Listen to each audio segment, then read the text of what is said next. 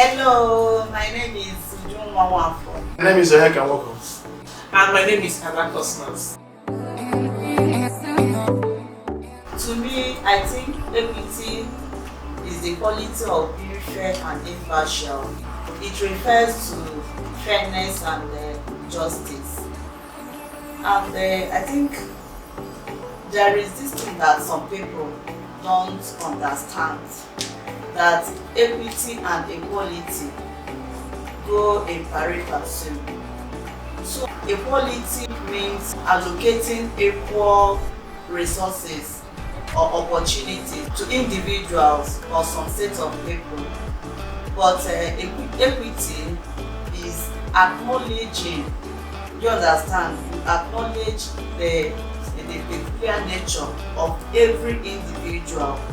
That is the background they came from, the experiences, before you now allocate the opportunity or any resources that suit that person's kind of level. Equity to me means fairness and justice. In other words, it means recognizing that we didn't start from the same place, neither are we from the same environment or have the same orientation.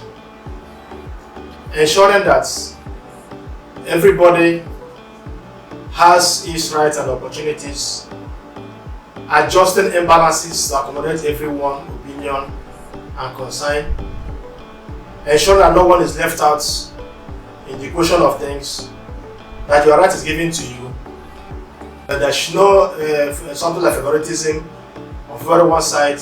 If things are three and three people are there, each person must have his own rights to get his own portion without being left out or being treated unfairly. That's to me that what equity means. In a nutshell, I would describe equity as giving everyone a shoe that fits. Taking note of the fact that we all have different starting points and treat each individual based on that. So you take note of the peculiarities of each individual. The most important thing is the outcome. So basic line is give everyone a shoe that fits. Men have to be advocates for gender equity in society, ensuring that women are given sensitive positions to showcase their God-given qualities and talents, and also doing away with societal parochial mentality that women should be by the ground, that women should be heard, not to speak. So in that area, men has a lot of role to play, that women can actually take their rightful place in the society by giving them equal opportunity. At home, women should be given responsibility in the sense that their contribution in the family should not be relegated because they are just their women. Even wherever they are, in office environments, in organizations, women should be also allowed to lead certain roles, not bringing some cultural impediment or cultural limitations against them. That no, women are not meant to lead in these areas. We have seen many areas, many places where women have taken a very vital role in society. Like something like Fumilayo Ransom-Kuti, what she did during her own time, she led a campaign against injustice in the society. So women should encourage women to take that prominent role. For example, Mary Slessor, when she came into Nigeria, is a Scottish missionary. She came to Nigeria, she played a very vital role, men couldn't have played. So in our own society today, women should do away with all cultural sentiments that women should not be heard or women should not be given sensitive positions or they should be in another room. No, we women should advocate all the time. We have to make a broad and elaborate conversation concerning these things to educate our people in the society that women, they are supposed to have that equal opportunity, equal rights in the society. Whatever that is due for them should be to them, whether role or whatever. So to me, that's what I know. The areas I know, I could foresee that men should play a vital role in working in consulting women to ensure that we have a equitable society.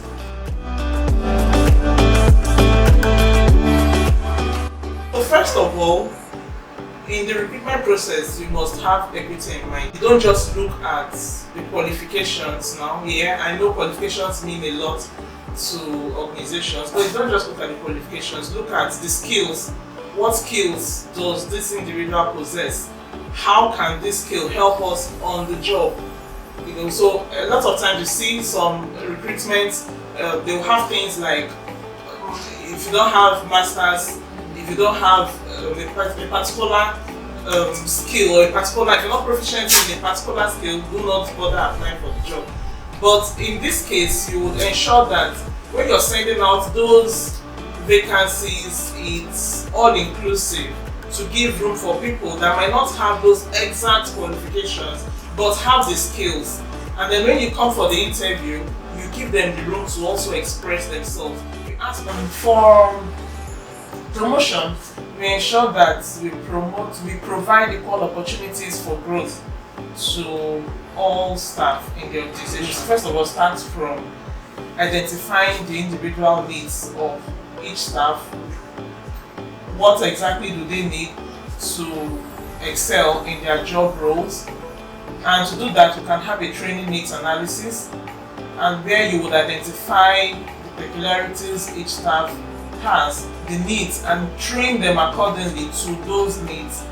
Then after doing that, you've already provided an equal playing ground for growth for all individuals. And as such, promotion, when carrying out the promotion exercises, it's going to be all inclusive.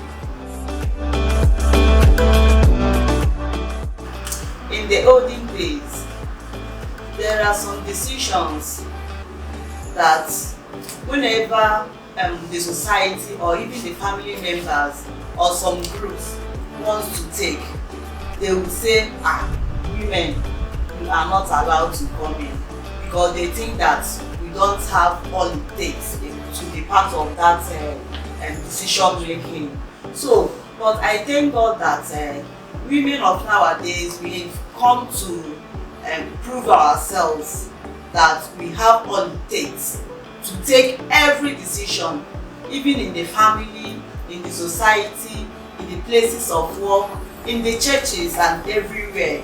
For example, you can see that women are, if you go to every sector in the country or in any organization, you will see a woman there leading. So I think we've done better, and we will continue to do better. So contributing to what she said, women should also be listening to the society. In the sense that at times we tend not to listen to women. I was in a group where a lady was contributing something, a man stood up. That women are meant to listen, they are not meant to talk. This is a type of mentality we have in our society. So, but things are changing. Women should be listened to. Their contribution is very vital, whether we like it or not. Women can bring ideas in a family that will save a man's life or the entire family's life. You might try to take a decision. You say, okay, let me not involve my wife. I have seen several decisions I wanted to take in my life, I carry my wife along. And her contribution, I listen to her contribution.